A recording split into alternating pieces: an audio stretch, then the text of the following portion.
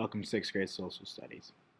As we've covered before, and we're going to cover again, I'd like to introduce you to our European unit, in which we will study cultures, history, the small, and the old world. What do these phrases mean? Well, it will all make sense as you watch this video and complete the worksheet that I gave you in class. If you have any questions, feel free to ask Mr. Walsh, but follow along and answer the questions in complete sentences.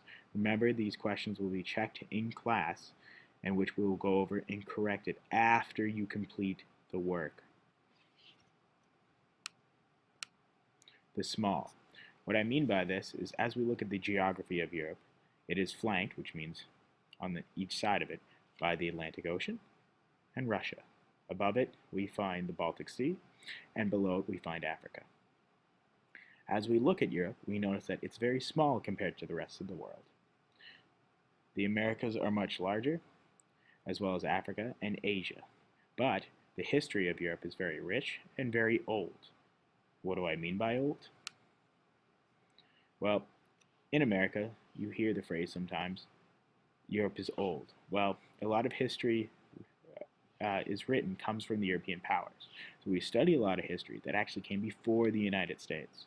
So everything becomes relative. And as we study different events, a lot of people consider the United States old.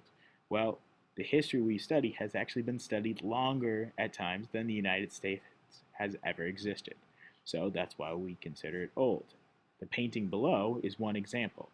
This was Charles I of England, who was eventually executed, which we will study the history and why the importance of his reign and his power in England.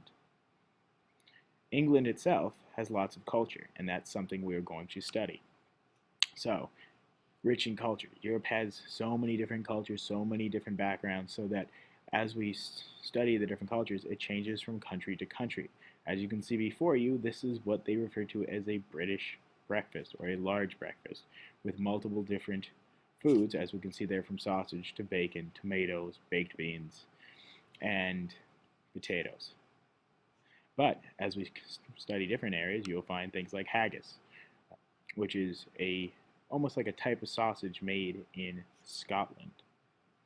And if you don't like those foods, you can find things like pizza. But this is more of a margherita pizza, more of a traditional Italian style, which you find in Italy, which we will cover as well. Now, what also comes from Europe? Well, old Europe, we start to see different styles that are still around today.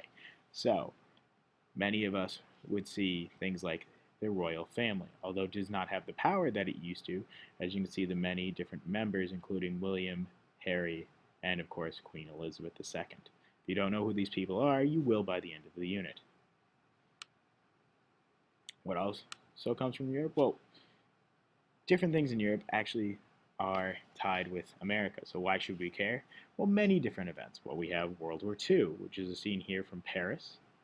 We have the American Revolution. Wait, that's not the American Revolution. That's the American Revolution. Sorry about that. Now, as we study the American Revolution, we will notice that America, there's some of us, George Washington depicted, actually fought European powers such as Great Britain. And we actually sided with another European power, France, which helped us out during the war. Things that you should have studied last year in 5th grade. Now, other ties in history? Well, World War I. As you can see, American troops in Europe. The Cold War, which we will study later on, between the Soviet Union, now Russia, and America. Things like Harry Potter. Wait, that's not Harry Potter. That's actually your 8th grade teacher, Miss Morgan, dressed in a funny hat with lights. Don't worry about that. Also, people today in Europe, such as American Tim Howard, the famous goalkeeper for the United States team, actually plays in England and Liverpool. Now, as we study all these things, what we will cover? Well, we'll cover make a map of Europe, countries and capitals, flashcards and quiz, a passport page of Europe.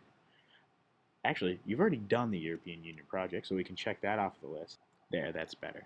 A Europe test and a summary of European events, as well as a European notebook check and a current events report from Europe. Now, what is different from the Europe current events and a summary of European events?